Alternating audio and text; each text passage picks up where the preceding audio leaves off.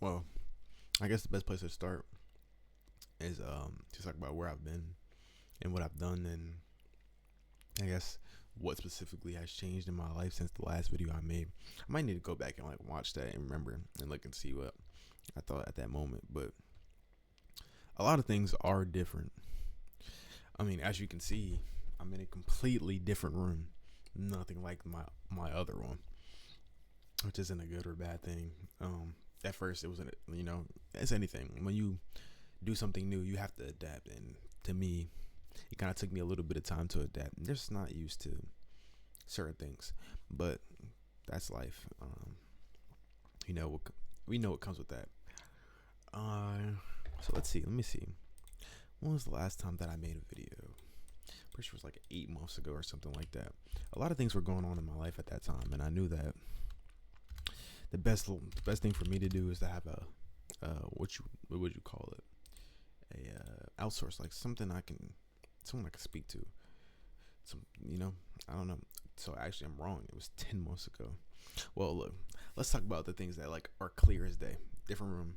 I don't have my piercing anymore, but these are not like relevant things to why I made the channel in the first place.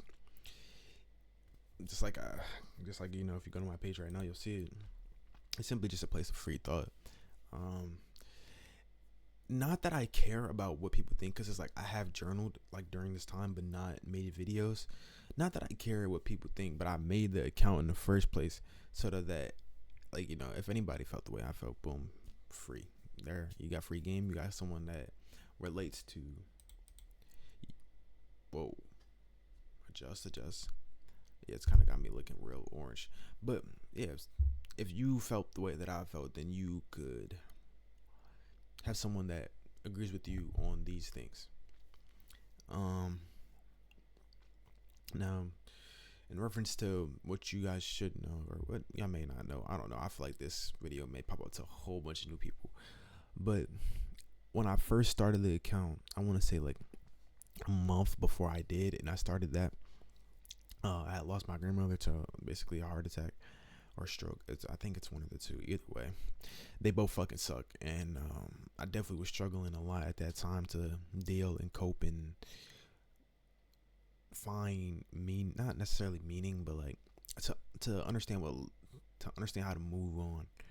And at the time, I thought that was the best outlet. Um, I also had like a really bad time in school, and that kind of put me on academic probation, and then that was all because of the passing, and then after that, so I think I might be getting my timeline wrong. It might have been like a couple months after, but all that led to this. Uh, so there's not really much I can say about why I've been gone. It's not that I haven't felt the need to make videos. I mean, I haven't thought about it that much, but today, something hit me different. Well, if you know, if you were here for that, or if anybody just remembers this, uh, when I was here, there was a brief amount of time where I had a car still, and then towards the all end of that, I didn't. Something happened and I lost it, and I still don't have one, but I'm working very hard to get one. A part of me had plenty. No, I'm not gonna say a part of me, but I had plenty of opportunities to get another one, and I'm young, I'm irresponsible, I do dumb things with money, and I don't save when I should. And someone today who I love very much kind of reminded me how important it is to save. Now, I did kind of disagree at first, and there is part of like saving that I disagree with. I don't think that you should ever. I don't think you should necessarily save for emergencies. I do think you should save just to have money. But the idea of saving for emergencies has like kind of instills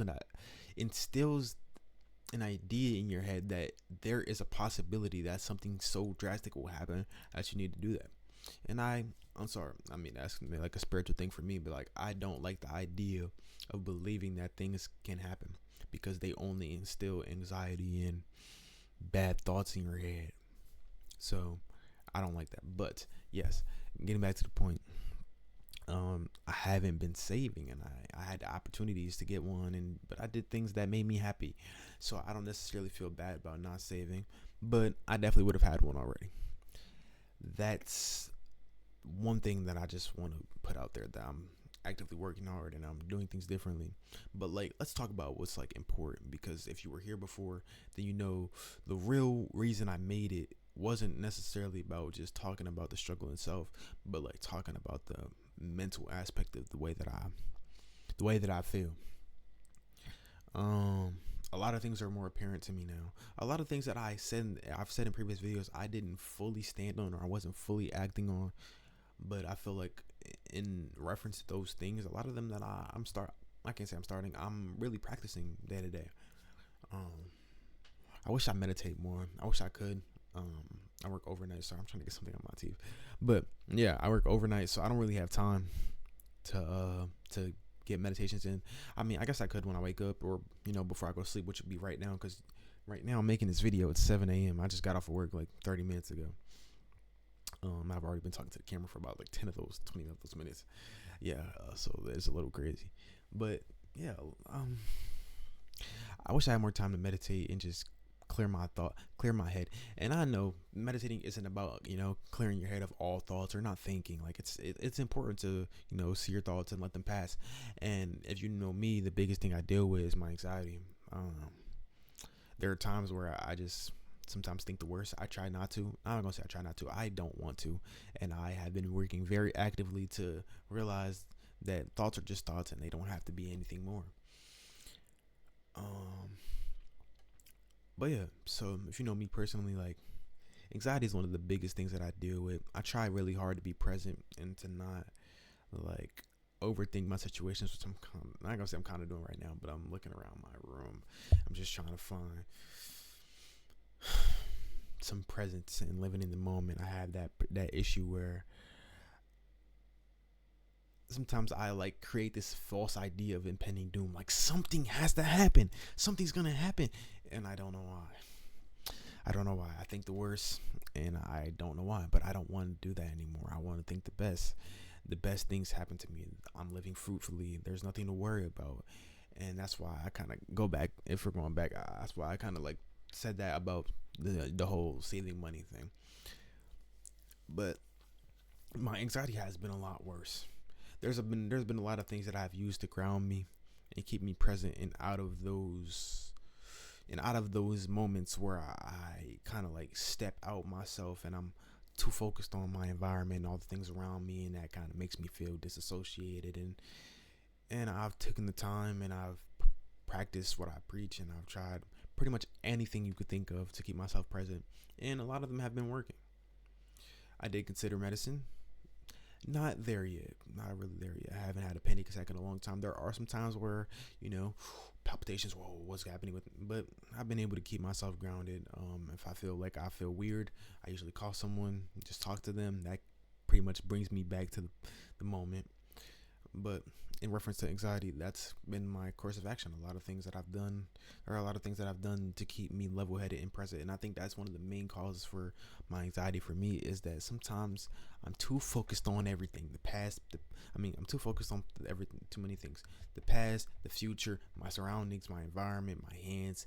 I'm too focused on people and everything around me that I kind of lose sense of self. And in that, when I come back, that's where the palpitations, and I start getting scared of literally nothing.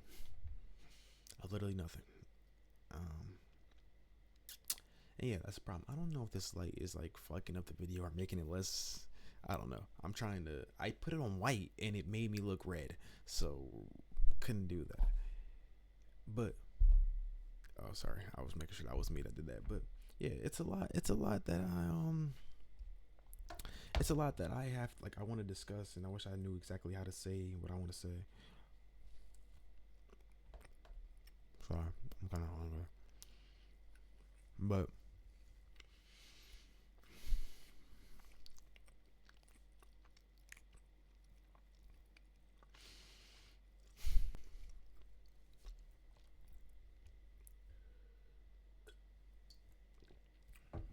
in reference to my grandmother and that whole situation, I've learned to cope. There are some times where I think that the one thing about grief that's weird is that you'll go months. Some people it's less if it's new, but most people, like, after a while, you know what happened, you understand it, and you know there's nothing you can do. There will be months that go by where you don't think about it. You don't think about it at all. You don't even. It's like it damn near never happened. And then you either want to do something with that person that reminds you like, oh wow, or it just hits you. You'll be scrolling, you'll see an image, you'll be like, damn, and then it's like it happened all over again. And I've gotten better with that. I just kind of try to look at it like in a positive light, like damn, well, she had a very big impact on my life, and she made me who I am. And I know she wouldn't want me to spend my entire life mourning her. I love her to death. And if there was anything I could do to bring her back, I probably would do it. But I think the one thing about grief that's important is that you just realize that like nothing. I don't want to say it like because that sounds like in a pessimistic kind of way, but like the idea that nothing is permanent doesn't have to be a bad thing.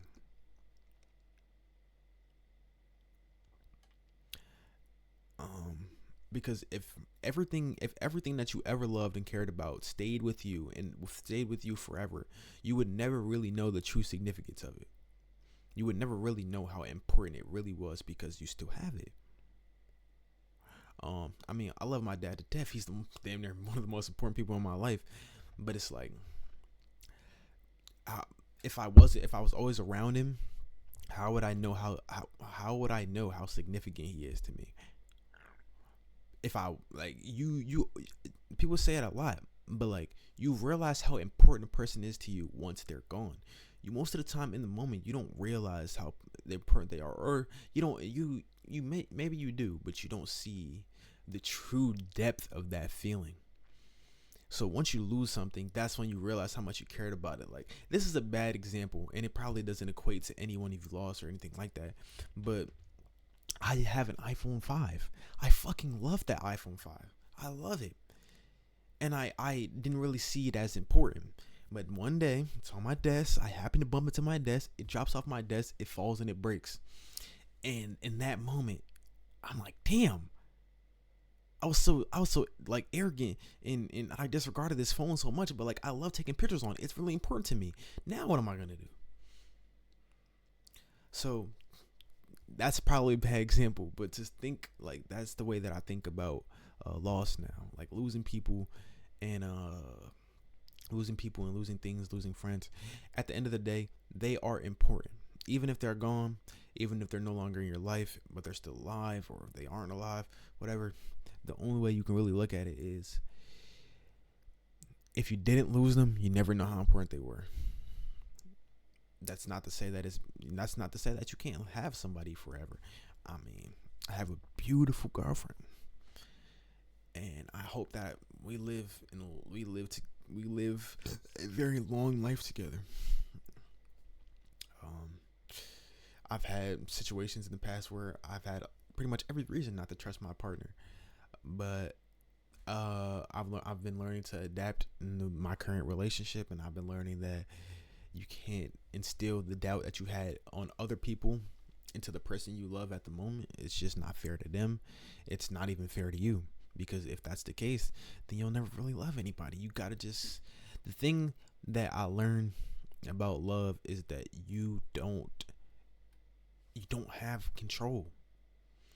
You don't have control. If you really love somebody, you're gonna feel some type of way, and you have to be willing to feel that.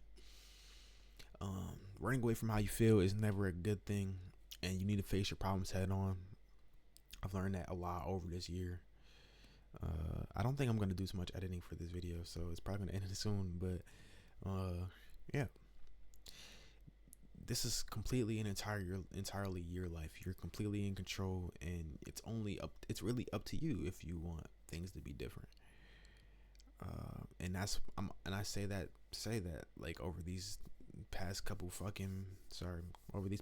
months, I've made the conscious decision to do things differently and to try to be better. There are days where I falter to that, and I succumb to the past me, but I don't ever allow that to stay a thing. I don't want to be stagnant. I don't want to be stuck. And if you want things to change, you gotta want to not be stuck anymore.